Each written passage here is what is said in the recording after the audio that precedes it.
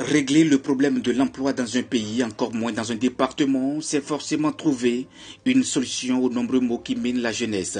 C'est la bonne philosophie que s'approprie Luc Setondia-Tropo, président de l'Union des communes du Zou, en initiant le Fonds intercommunal d'insertion des jeunes à l'effet de les rendre autonomes. Et pour y arriver dans l'impartialité totale, il va falloir sillonner les 9 communes du Zou afin de bien structurer l'initiative. Hier, nous avons fait la zone Kozo qui réunit Kové, Zengando, Wenki. Avant-hier, nous avons fait la zone Zoboza, Zobodome, Boyikon, Zakota.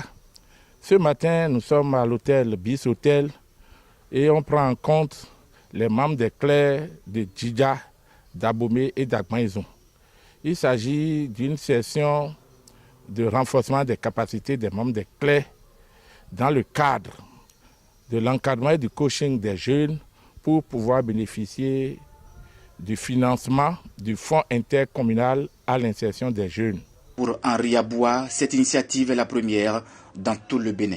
Il entend par le projet AFPIJ soutenir cette vision du président Luc Setondia-Tropo à la tête de l'UCOSE. La problématique de l'insertion des jeunes a été véritablement prise en compte par l'UCOSE qui a eu la belle initiative de mettre en place un fonds d'appui à l'insertion des jeunes au niveau du département du Zou. Nulle part au Bénin, cette initiative n'a vu le jour. Et le projet soutient fortement cette initiative et va même au-delà et voudrait accompagner donc, le département du Zou dans l'élaboration d'une stratégie intercommunale d'appui à l'insertion des jeunes qui sera accompagné d'un plan d'action sur un horizon de 5 ans.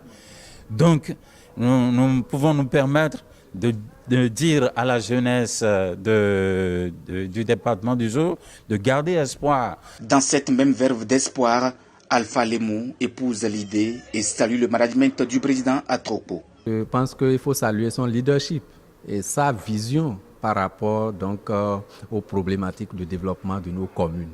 En réalité, on ne peut pas aller vers le développement sans donner une ossature à notre économie locale. À noter que la problématique de l'insertion des jeunes a été prise en compte par l'UCOSE. Les jeunes se doivent véritablement d'œuvrer pour mériter la confiance et l'accompagnement du président Luc Setondia-Tropo, pour qui l'emploi aux jeunes reste sa plus grande obsession.